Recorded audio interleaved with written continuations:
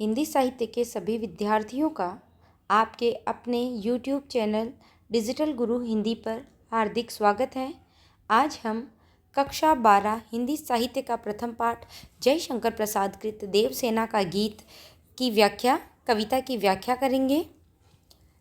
हिंदी साहित्य की अंतरा पाठ्यपुस्तक का प्रथम पाठ है। जयशंकर प्रसाद और जयशंकर प्रसाद के दो रचनाएं हमारी पाठ्यपुस्तक में संकलित हैं। सबसे पहले है देवसेना का गीत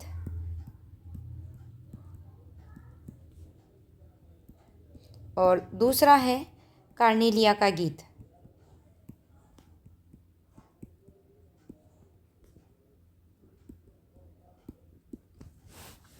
देवसेना का गीत स्कंदगुप्त के प्रसिद्ध नाटक स्कंदगुप्त से लिया गया है, जबकि कार्नेलिया का गीत जयशंकर प्रसाद के प्रसिद्ध नाटक चंद्रगुप्त से संकलित है। स्कंदगुप्त 1928 ईस्वी में आया था, जबकि चंद्रगुप्त 1931 ईस्वी में प्रकाशित हुआ था। जयशंकर प्रसाद का कवि परिचय पहले से ही चैनल पर अपलोड है। आप सभी चैनल पर जाकर के कवि परिचय श्रृंखला या लेखक परिचय श्रृंखला के अंतर्गत कई सारे आपकी पाठ्यपुस्तक के जो कवि हैं, लेखक, उनका परिचय दिया हुआ है। एक बार उन्हें ज़रूर जाकर देखें। तो आइए प्रारंभ करते हैं देवसेना का गीत। आह वेदना मिली विदाई, मैंने ब्रह्मवश जीवन संचित मधुकरियों की भीख लुटाई। छल छल थे संध्या के श्रमकण, आंसू से गिरते थे प्रतिक्षण। मेरी यात्रा पर लेती थी नीरवता अनंत अंगड़ाई, आह वेदना मिली विदाई। प्रस्तुत गीत देवसेना ने गाया है। देवसेना स्कंदगुप्त से प्रेम करती थी, परंतु स्कंदगुप्त विजया की चाह रखता था। विजया का विवाह किसी और से हो जाता है और उसके पश्चात स्कंदगुप्त देवसेना के पास आकर के प्रणय प्रस्ताव रखता है, लेकिन देवसेना तब तक पर्णदत्त की कुटीर में सेवा कार्य करने लग चुकी होती है और वह स्कंदगुप्त के इस प्रणय प्रस्ताव को मना कर देती हैं।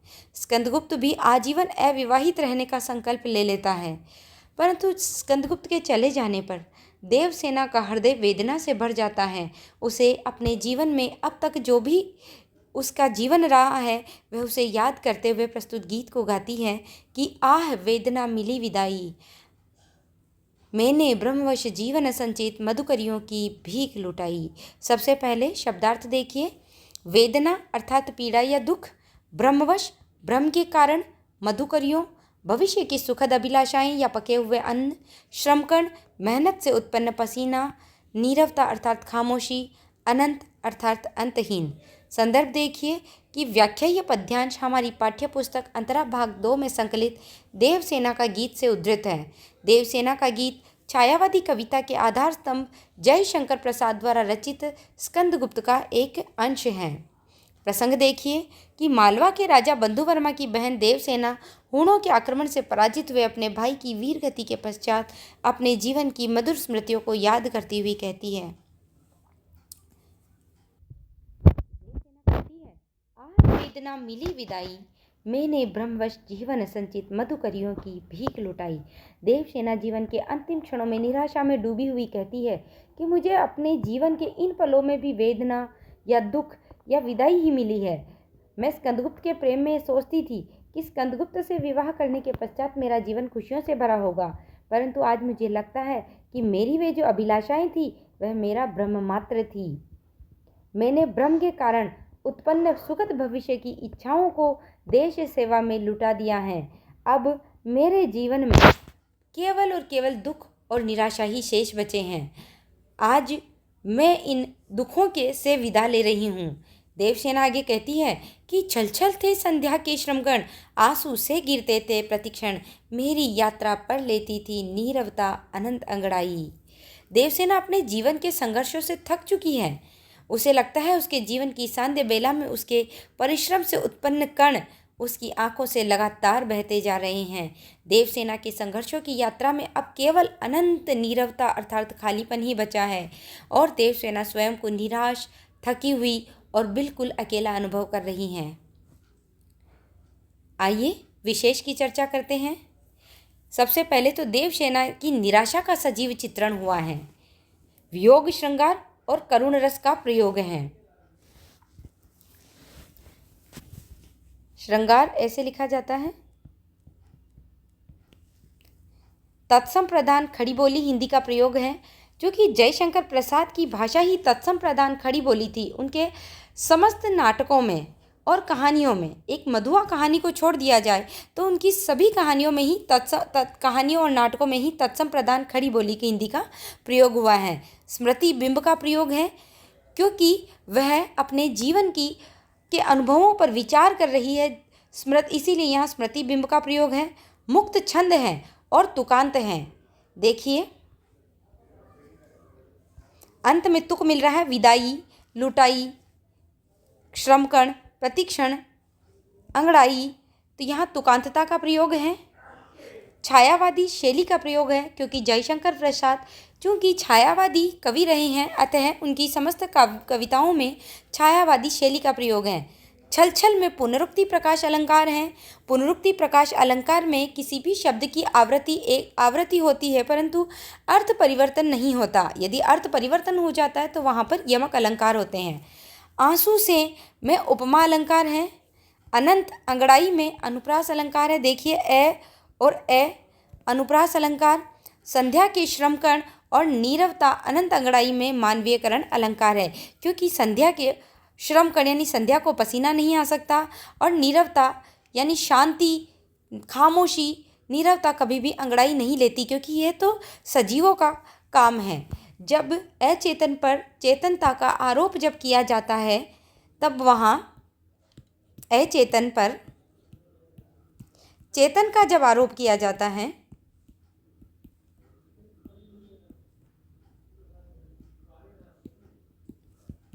या ये कह सकते हैं कि निर्जीव पर सजीव क्रियाओं का जब आरोप किया जाता है, तब वहाँ मानवीकरण अलंकार होता है।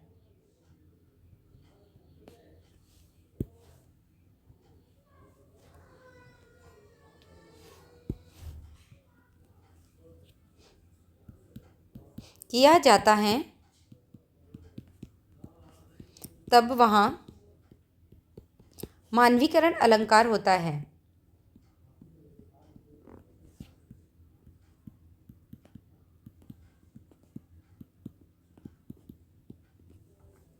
आशा करती हूँ यहाँ तक आपको समझ में आ गया होगा। आगे बढ़ते हैं।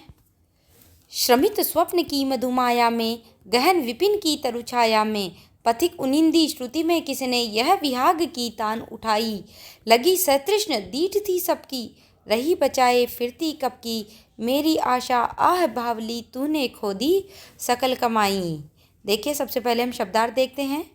श्रमित अर्थात श्रम से युक्त, मधुमाया यानी सुख की माया, गहन विपिन घने अंधकार घने जंगल में, तरु छाया पेड़ों की छाया में, पथिक अर्थात राही, उनिंदी अर्ध निद्रा की अवस्था जो होती है, विहाग आधी रात में गाया जाने वाला राग, सतृष्ण अर्थात तृष्णा से युक्त, दीठ दृष्टि सकल सारी। देखिए, संदर्भ देखते हैं। व्याख्यायी पद्यांश हमारी पाठ्य पुस्तक अंतरा भाग 2 में संकलित देवसेना का गीत से उद्धृत है। देवसेना का गीत छायावादी कविता के आधार स्तंभ जयशंकर प्रसाद द्वारा रचित स्कंदगुप्त नाटक का एक अंश है। प्रसंग देखिए कि जीवन के अंतिम क्षणों में स्कंदगुप्त देवसेना से प्रणय निवेदन करता है। स्कंदगुप्त के प्रणय निवेदन से दुखी होकर देवसेना अपने मन में उठने वाली आशाओं की निंदा करती हैं। व्याख्या देख।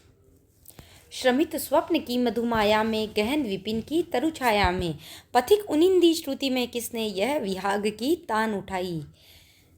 देखिए कि अपने भाई के वीर गति प्राप्त होने के बाद देवसेना अपने देश की सेवा का व्रत ले लेती हैं और देश सेवा के श्रम से युक्त स्वप्न के सुख की माया में देवसेना अपने कर्तव्य का पालन करने में तत्पर है।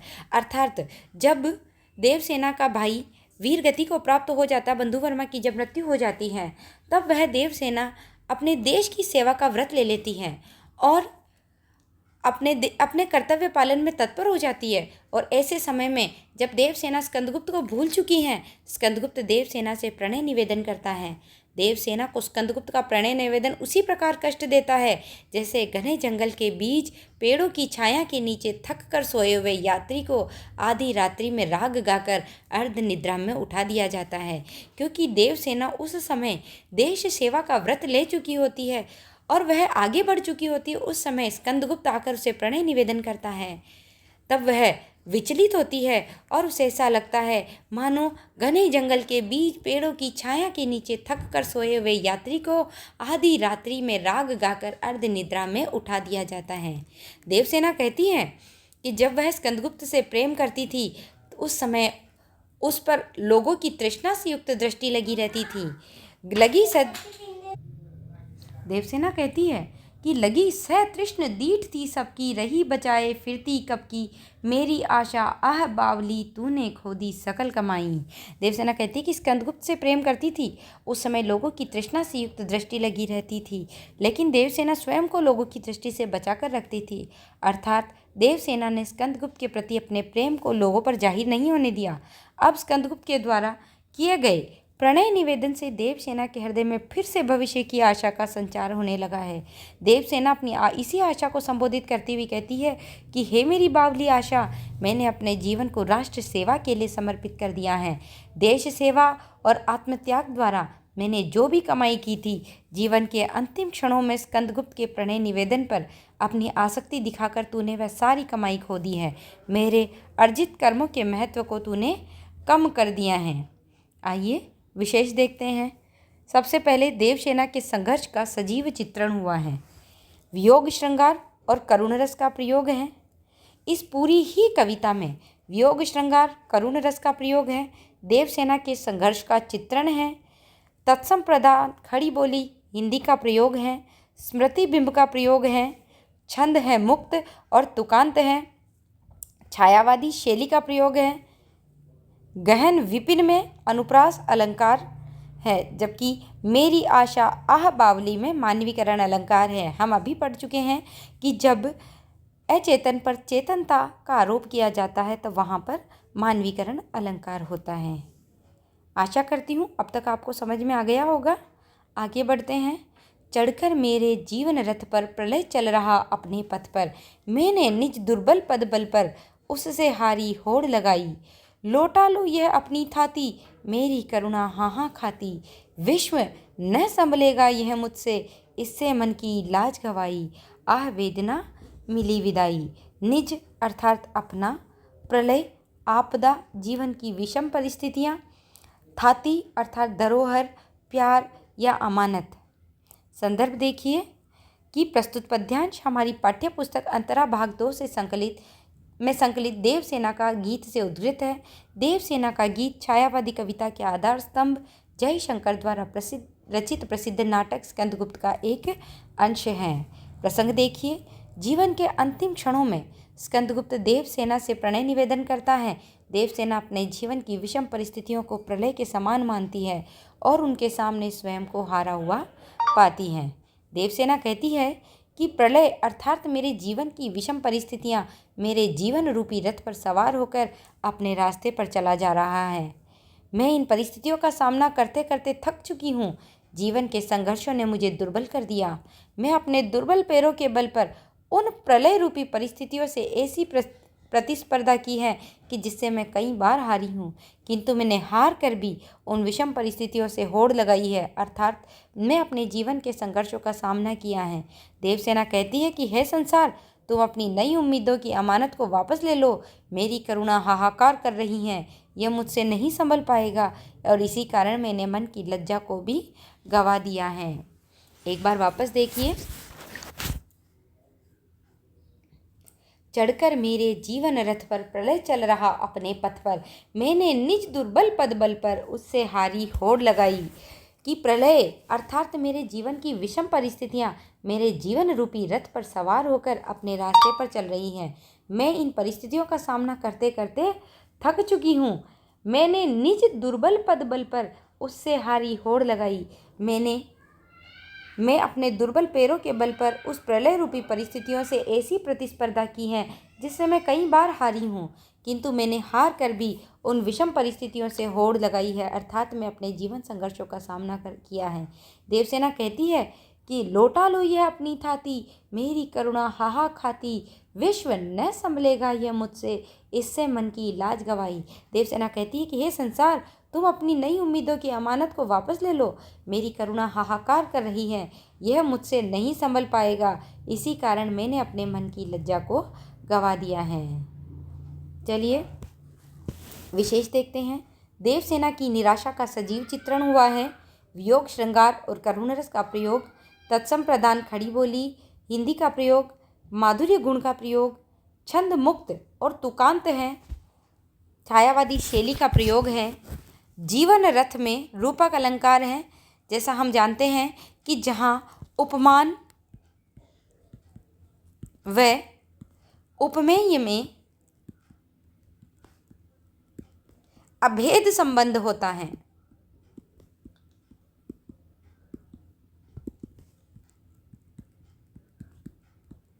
वहाँ रूपक अलंकार होता है।